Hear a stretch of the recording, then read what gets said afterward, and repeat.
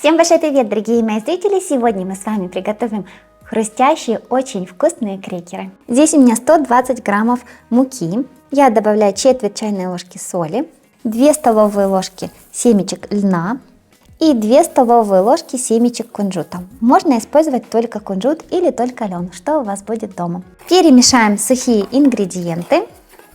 И будем добавлять сюда жидкие. Добавляю 2 столовые ложки растительного масла. У меня оливковое, вы можете взять любое, какое у вас есть дома. И также добавляю сюда 60 мл воды. Вот такое у нас абсолютно простое постное тесто.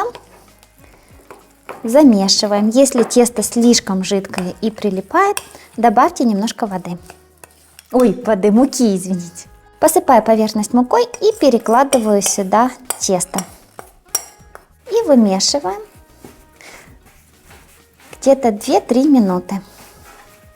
И вот посмотрите, какое получается тесто. Оно абсолютно уже не прилипает к поверхности. Такое красивое, полезное, с кучей семян. Тесто округляем, накрываем его миской или полотенцем и оставляем отдохнуть где-то на 5-10 минут, чтобы клейковина теста набухла и нам было проще его раскатывать. Раскатываем тесто на поверхности, слегка посыпанной мукой. Сначала я это сделаю руками. Как видите, тесто не липкое. Если нужно, то слегка посыпайте тесто мукой и вот так вот его растягиваем, раскатываем. Чем тоньше, тем лучше. Здесь у меня лист пергамента по размеру противня. Я подвернула края и перекладываю сюда тесто. Как я и говорила, я хочу его раскатать до размера противня. 1 порция теста на 1 противень. Вы можете сделать в 2 раза больше теста, и у вас будет 2 противня крекеров. Сначала вы выпекаете первую часть теста. И пока она выпекается, вы будете раскатывать вторую часть теста. Вот смотрите, я раскатываю. Если здесь у меня край, получается, выходит за край пергамента, я отрезаю это тесто и прикладываю его туда, где мне не хватает теста. Я сделала себе пометки и делаю такие вот полоски шириной 5 сантиметров. Вы можете делать абсолютно любой толщиной, как вам больше захочется. Я сделаю где-то 5 на 5.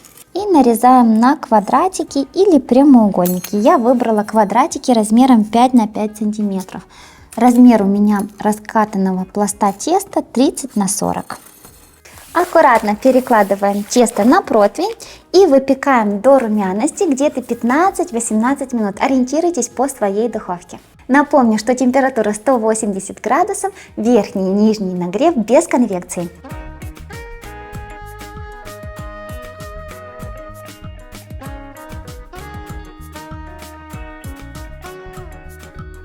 Посмотрите, какие классные получились крекеры, они супер хрустящие, очень вкусные и полезные.